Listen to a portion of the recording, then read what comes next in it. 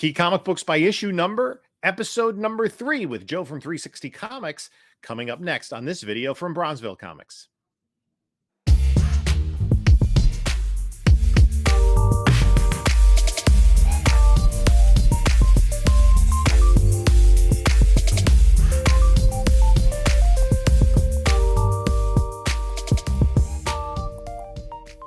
Hey there, comic book community. This is Jim from Bronzeville Comics coming to you with another video. And in this, we're going to do the third episode in a continuing series with Joe from 360 Comics. But before we get started, please like, comment, subscribe, all that good YouTube stuff. We're getting very close to 3,500 subscribers. And I don't know what I'm giving away yet, but we're going to do a 3,500 subscriber giveaway when we hit that milestone. We're maybe about 50 or 60 subscribers away. So if you like the content, hit the subscribe button. Also follow us on the other socials, Instagram, Bronzeville_comics, whatnot, Bronzeville_comics. I do sales every Monday night at 10 p.m. Eastern. And if you have not yet signed up with whatnot, you can sign up using the link in the description. You'll get $10 off your first purchase, regardless of who that's with. Also in the description is a link to my email and a link to my eBay store. And there's also going to be a link to the YouTube channel of our guest, and that is Joe from 360 Comics. Hello, Joe. How you doing? I'm excited to be back for part 3 of our collaborative effort here. The first 2 are definitely fun. We'll definitely go quicker this time, so you don't have to sit for 45 minutes and watch us babble. Yes, we're going to try to be much more efficient in how we run through these books. In the meantime, there's a link in the description to episode 2 on Joe's channel. Go check out his channel. He has great content. Subscribe up to 360 Comics. You will not regret that decision. And in the meantime, we'll just get started. So the way that this works, if you haven't yet watched the other episodes, we're going to each have a pick for issue numbers 21 through 30. Some comic book from anywhere in comic book history that has that issue number that we feel is the key. Sometimes it has huge overall key significance, sometimes more key significance to us. And in the comments, you can disagree with us, put your own choices. We welcome the dialogue. We welcome that community aspect to it. We don't know what the other person selected. I'm going to start with the odds, Joe with the evens. And that means I'm going to start with issue number 21. And my choice is Justice League of America number 21, the first team up of the Justice League of America and the Justice Society of America. Now, when I was a kid, the first Justice League comic book that I bought was issue 102, which was the third part of a 3-part JLA JSA crossover. And I loved that book. I loved all the characters. And every year I looked forward to the team up. This was the first time it happened. It is also just kind of, almost like by trivia, the first Silver Age appearance of Dr. Fate and Hourman. And it is a key comic book in the lore of DC and the multiverse, something that they may have been building towards, but who knows what they're doing now. So that is my selection, is Justice League of America 21, the Crisis on Earth 1, or was it Earth 2? Then the other issue was the other Crisis. Yeah. I went with something significantly more modern and a property that I really am not a huge fan of. It was before my time, and I never really caught on the show, the movies, the action figures, and that's G.I. Joe issue number 21. The reason I picked this, it is a significant issue. Yep, Jim, you've got it. It is the silent issue. It is a solo story around the character Snake Eyes, who just had a movie that did not do so well, like last year or something. I didn't even see it. And, you're not alone. It is the first appearance of one of his, character related to him, Storm Shadow or Shadow Storm or Shadow Storm. That's it. Okay. Not Shadow Star. No. Shadow Storm.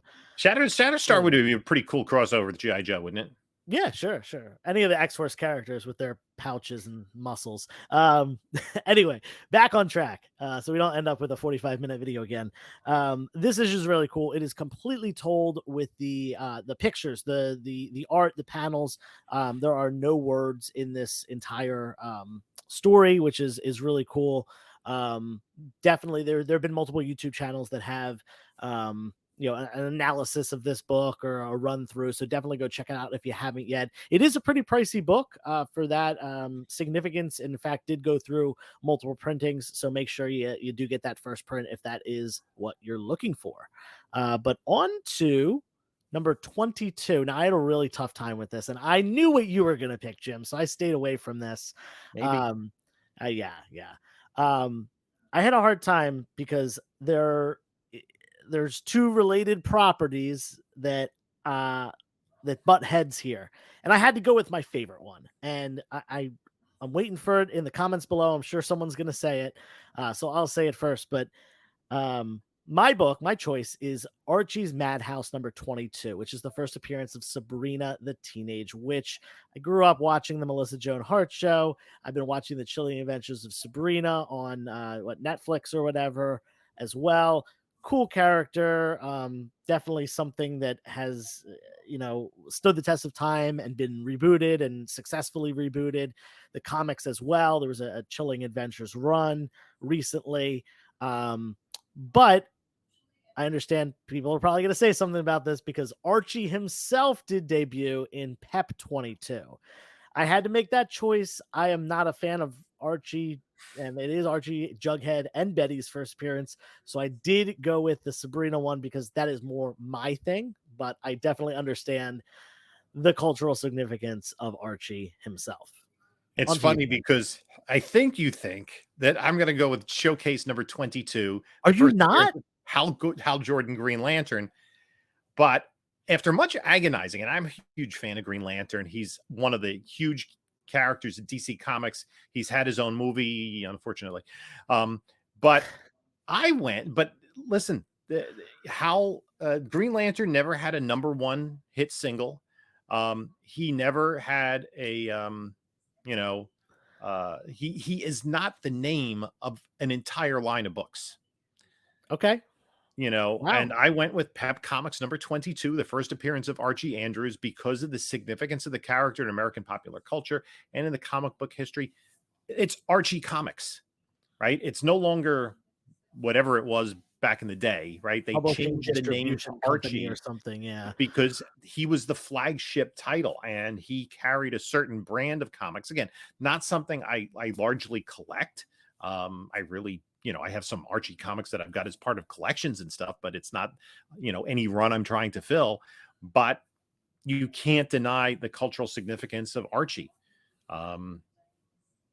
This is interesting because I like how we went in different directions here, where we both thought Green Lantern, like that was both something that we saw, and I thought Pep Comics too, but I strayed away from that and went towards something I like more. You strayed away from what you like more and went more with the impactful cultural significance of a character, which ended up being pretty cool. And we don't have to talk about Green Lantern at all, which is great. Not yet. Not yet. There might be some Green Lantern on this list. We'll see. Maybe later. I don't know. So number 23. The last couple episodes, you went with a lot of villains. Mm-hmm. And I went with one of the most iconic villains in comic book history, and that is Lex Luthor, whose first appearance was in Action Comics number 23. It was interesting when he first appeared. He wasn't like the Lex Luthor that we're familiar with today, the bald businessman. He was a mad scientist who I believe maybe it was retconned that he was of Russian descent with like shocking red hair. And eventually he kind of became the actually Superman villain who was the bald mad scientist that Lex Luthor kind of evolved into in the Golden Age was the Ultra Humanite, who well before he was in the body of an albino gorilla was just a mad scientist. And there's been some really cool stories about him. But Lex Luthor, we've seen him portrayed on the screen by multiple Academy Award-winning actors, right? Gene Hackman and Kevin Spacey have both portrayed Lex Luthor on film. And, despite Jesse Eisenberg being the most recent film version of Lex Luthor, I think that's one thing that we will not be sad to see disappear as James Gunn takes over the DCEU, although he would really upset a lot of fans if he got rid of Henry Cavill and kept Jesse Eisenberg. I love Jesse Eisenberg as an actor. That was not a good role for him. No. Yeah. Um, iconic, definitely huge. Definitely one that went through my mind. There is actually a copy of this book at my LCS. They have a 1.0 that they got in a massive Golden Age collection. The one that I got Detective 22 in. An Action 23 and have it up on the wall for $8,000 for a 1.0. So I also went with a DC villain. I went a lot more modern, significantly more modern, and I went with Teen Titans Go number 23, the first comic book appearance of Red X. If you grew up in the early 2000s, if you were watching the cartoons and stuff, whether it was Teen Titans or Teen Titans Go, you know this character. And he also has had multiple recent comic appearances in the mainstream DC universe, which is awesome that they finally brought him in. I think that was actually just last year that he was brought into Teen Titans Academy, I think it was. I'm not certain, Um, but yeah. but yeah, really, really cool character, shrouded in mystery. You got to love those characters. That there's, one of the things that makes Joker so compelling is that his whole existence is kind of shrouded in mystery, and that's something that makes Red X really cool. So this is a character that me and my friends grew up on, and definitely has stood the test of time. Like a lot of these, it's only been what, 15 years since this comic came out, maybe close to 20 since he came out in the cartoon show. But this is one of those characters that I always say has Harley Quinn syndrome, which is coming out in an animated television show or just a television show in general before coming out in the comic books. So this is his first appearance, and this is a tough book to find. Kids comic book run, probably not a huge print run, probably weren't handled properly most of the time. So definitely one to look out for if you ever come across some Teen Titan Go stuff. Absolutely. So we'll move right on to number 24. Oh, that was 23. Wow. Yeah, it's my turn now. Back to the even numbers. 24. I went with another one that definitely had a lot of significance to me as a kid. There's actually quite a bit of first appearances with 24, and I had a bunch on my list, but I settled on X Factor 24, which is the first appearance of Archangel. First full appearance. He does cameo in the issue before. But this is actually the version of Angel that I really remember and grew up on. He did appear in the animated series, probably more than certainly more than the regular Angel, because early in season one is when they did the Apocalypse episode. I'm pretty sure. So that's when this character converted from Angel to Archangel. And I actually didn't even remember for quite a long time that Angel was a character before his Archangel persona took over. And it wasn't really until I started looking back on collecting older X-Men stuff that I did realize that again, probably in my late teens. But yeah, really great cover. Walt Simonson, awesome, probably Copper Age book. And in my opinion, a pretty undervalued book as well. Interesting. I was really tempted with 24 to go with Spectacular Spider-Man 24, the first appearance of the Hypno Hustler. I did consider it. But that just seems far too ridiculous. I went way back to Crime Does Not Pay, number 24 from 1942, which is one of the Sodi Seduction of the Innocent books. It's the first appearance of Mr. Crime. One of the early, crime books that kind of grew out. They were always detective stories, like in the early issues of Detective Comics, it was just regular detectives. But most of the anthologies in the early part of the comic book history morphed into superhero titles. And then this was one of the ones that became its own genre. And I wanted to kind of acknowledge that. Again, there weren't a lot of huge keys that I could find in issue 24. So I decided to go back to the golden age, the early golden age, and go with Crime Does Not Pay. Yeah, that was definitely one that I considered. But had to go with my man Archangel there. Okay, so now I'm going to go to 25, and kind of unique books. I had there were a lot of first appearances with number 25s, and I decided to go overseas.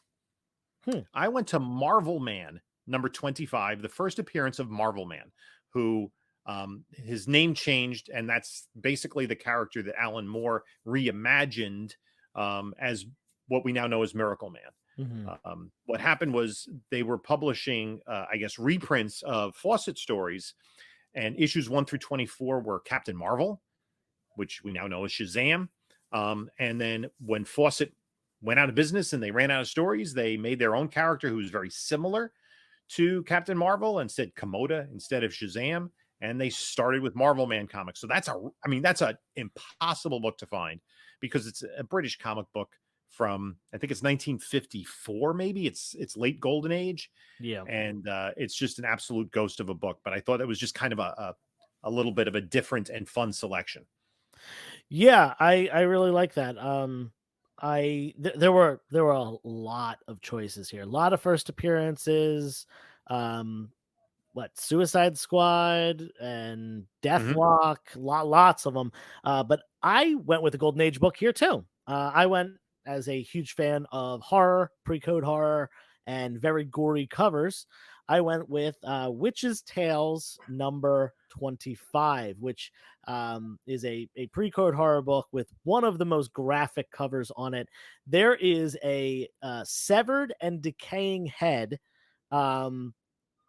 placed inside of a bell I had to look this up. The thing inside of a bell that hits the bell is called the clapper. Did not know that.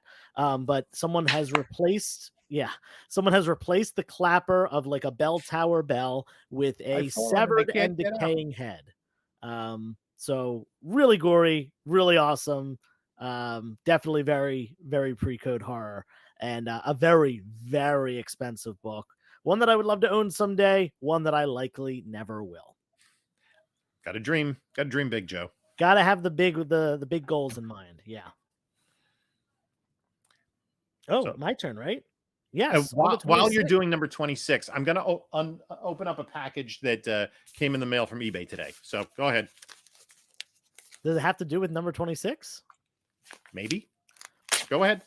Okay. So number 26, I went with first appearance of some of my favorite characters that have really been fan favorites since the 80s, whether it was the Wolfman Perez run, the animated television shows that we've gotten, or even the live action show that I think is actually pretty good on HBO Max. I went with DC Comics Presents number 26. Oh, look, you got the same book there, Jim. Wow. I just got this a copy today, and it's a newsstand. That's nice. First appearance of the new Teen Titans, specifically the first appearance of Raven, and Cyborg. Those are Starfire. And Starfire. Yeah, yeah, she's first appears in there too. Yeah, so that's the team that most people associate with the Teen Titans, despite it not being the first one. Interestingly enough, that is just a preview appearance. Their first full appearance is in New Teen Titans number 1, which I think is a really undervalued book, considering how expensive that one is. But hey, it is what it is. Yeah, it was a thing that DC was doing at the time to preview titles. They did it with Blue Devil. They did it with Captain Carrot, All-Star Squadron, to have these inserts in certain titles. Now, this one was only in DC Comics Presents. The Masters of the Universe preview was in several comics. Most of the other ones were just in one. Yeah, so this is a really good Jim Starlin cover. There's nothing wrong with the cover. I'm pretty sure it's Starlin. Nice. But it's not what it could have been. Like if their first appearance was in New Teen Titans number 1 with that George Perez iconic cover. Oh yeah. That book I think would be worth more than this book is. Oh. Yeah, well, the only thing that I think might be hindering that is there's probably a much bigger print run on New Teen Titans 1 than DC Comics Presents 26. True. Although So, I will tell you this, they didn't have much confidence in that book. And wow. I had a hard time finding it when it first came out when I was a kid. I could, I went to my local comic store and I think I put it on a list and they sold out.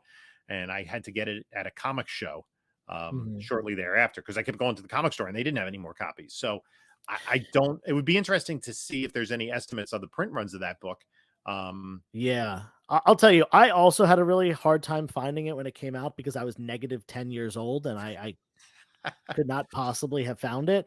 so you don't have a high grade copy just sitting in a long box for the And last 40 years. unfortunately, I don't. I'm stuck with my 9.4 graded copy that I paid a lot more for than you did buying it off the shelf. Yeah, I paid, I know, 50 cents. That sounds Actually, I good. think I paid like maybe a dollar or maybe even like $5 for that book. Um, Whoa!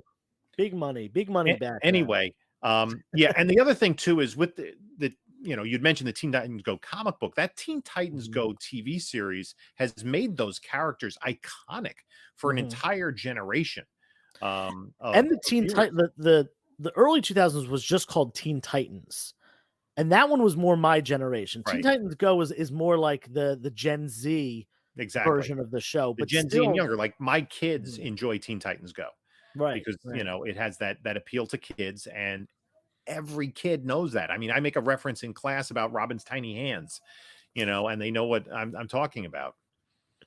So, Uh, that's great. Uh, this next one, let's do it um, on 3, man, because I think we're gonna agree here. Ready? 1, 2, 3. Detective Detective Comics Comics 27, 27. Yep, the first take it away, appearance Jim. of the Batman, by Bob Kane. Just yeah, Still one of king the. I mean, rare. this is an easy choice. It's one of the grails of the hobby. It's what one of the top three books I think most Easy. desirable, along Y with Action One and Amazing Fantasy 15. Yeah. And it is an incredibly rare book. I think there are maybe less than 30 universal copies on the CGC census. Mhm. Um, Much less than Action 1. Much less. yeah, and it just established an iconic character that has been part of the public consciousness for over 80 years. I mean, from movie Mhm. serials to TV shows to multiple film iterations. Um, just one of the biggest comic book characters in history. Yeah, if I could own one book, I always say this. If I could own one book, if I could, like, magically snap my fingers and own a book and, price range would all, be the same, it would be Tech 27.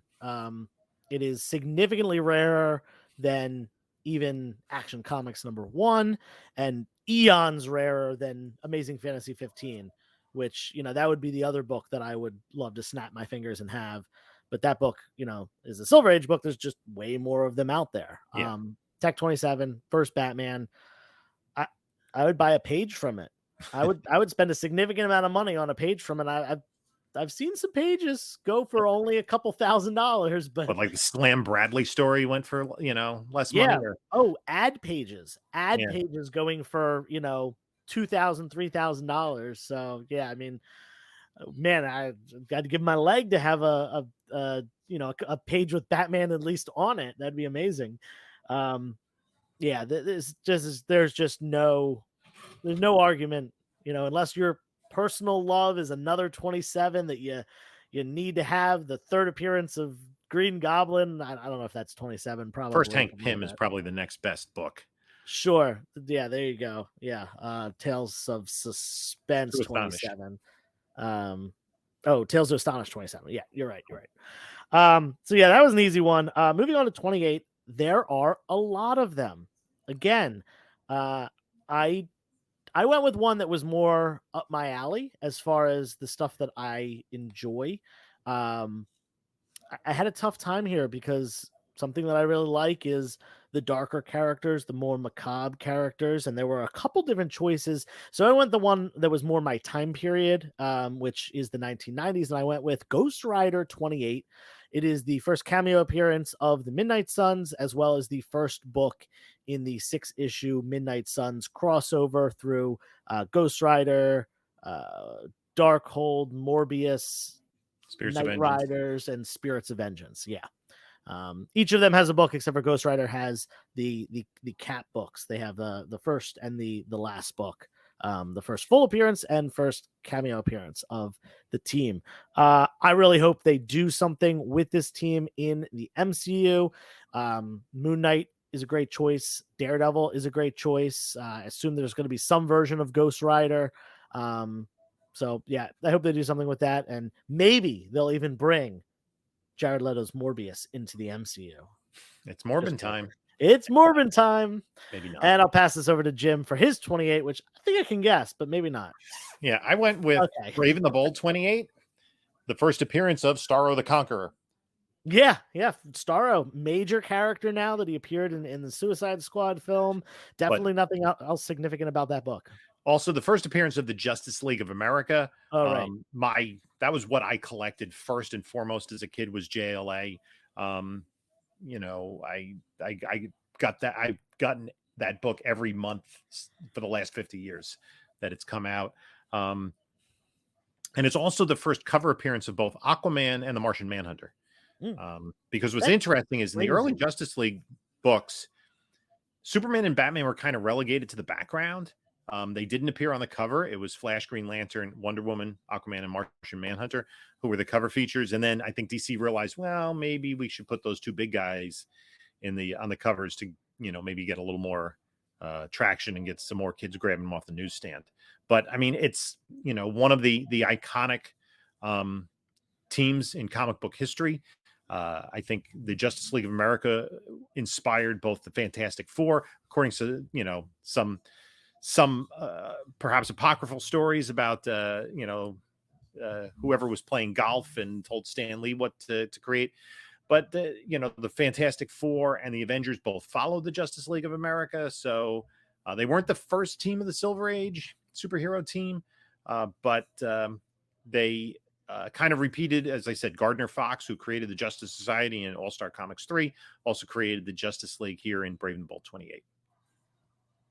Yeah, that's what I thought you were going to go with, but you threw me for a loop earlier, so I wasn't quite sure. Yeah, we got two more, so on to your 29. I'm curious what you picked here. I'm going to go back to the Golden Age, and I picked Captain Marvel Adventures number 28, which is the first cover appearance of Mr. Mind. Okay. We did see Mr. Mind briefly at the both early on in the film, the post-credit sequence of Shazam. He's an interdimensional worm with very high intellect, and he was the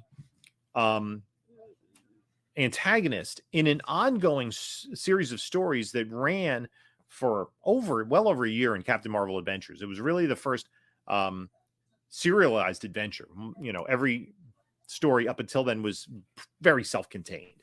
You know, maybe occasionally you'd have a two-parter, but usually it was, you know, the story began and ended in a single issue, and often within 8 pages. But this was the Monster Society of Evil, where Mr. Mind put together a whole bunch of other villains of Captain Marvel, ran for quite a while in the Fawcett Comics. And again, as we talked about on episode number 1 with Captain Marvel, he was the biggest selling character of the Golden Age. He outsold Superman and Batman and Captain America and everybody else. Oh yeah. So it was really it was a big deal at the time.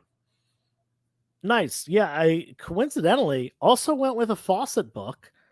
Went with an iconic cover of with Captain Marvel Jr. on it. This is Master Comics number 29.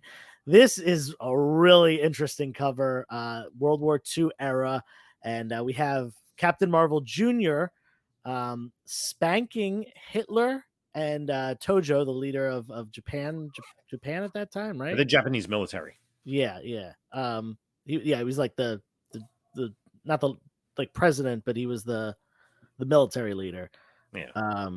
Yeah, spanking them with a belt. Very, very, very interesting cover. Definitely very iconic and indicative of the time. Lots of there's lots of war bond covers, and certainly those characters are portrayed as villains. Rightfully so. In a lot of cases, and this cover really caught my eye when I was doing some research, because I had some 29s in mind, but I did want to look and explore and see what else there was. And this one was like, oh, this is so indicative of World War II era comic book covers, and just, a little bit of silliness, and, a little bit of, real life injected into the comics.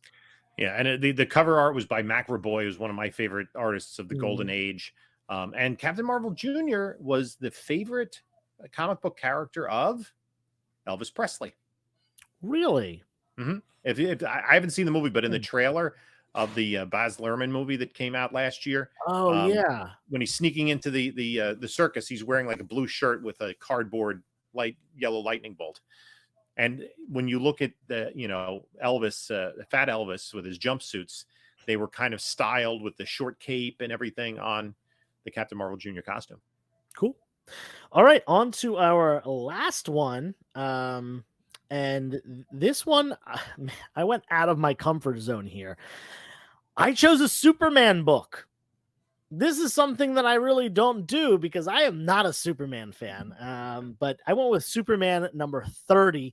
And I thought this was a really, really important issue, because prior to this, Superman was, as his tagline says, able to jump over the building in a single bound, but he was not able to fly yet.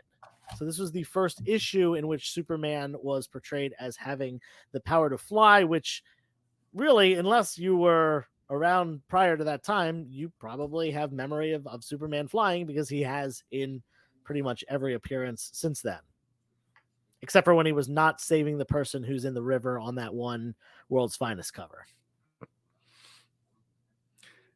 Well, that book does have other significance. What's the other significance? It's the first appearance of Mr. Mixia's Pitlick. Mixia's Pitlick. You're right. Actually, it as it was spelled at the time, it's Mixia's Tiplick, because at some point between the Golden Age and the Silver Age, they inverted the P and the T. Really? Yeah. So it's Mixia's Tiplick. I bet that was accidental. Yeah. I bet they just were like, how do you spell this? I don't remember. Let's just write something down. Definitely really cool. Really wacky character, and one that I think there's some potential for, given James Gunn is taking over and he has that, a little bit more silly side to him. I could definitely see that character showing up. And he's crossed over into Marvel Comics as Impossible Man. He's Impossible Man in Marvel. Yeah. Yeah. I went with a classic Golden Age horror book, Astonishing number 30, with the Joe Maneely cover with the UFO blasting the light that's melting the guy. Yeah. And it's kind of, with Golden Age horror, it's all based on the cover. I never hear anybody in Golden Age horror talking about the actual stories. It's all especially with Golden Age horror, you can judge a book by its cover. Yeah. I mean, there's definitely good stories, don't get me wrong, but it's not like it's characters that are being developed over time. Right. It's just creepy horror stories, gory horror stories, scary horror stories. It's stuff like that.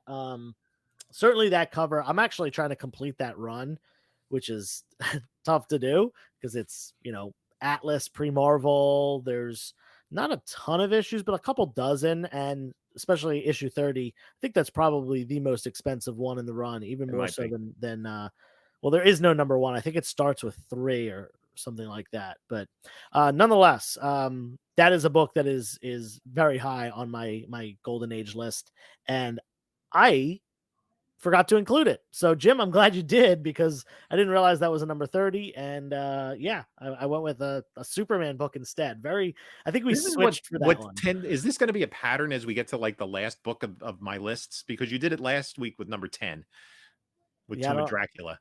Oh yeah. Oh I right. changed my Yeah. mind. So Um, oh well.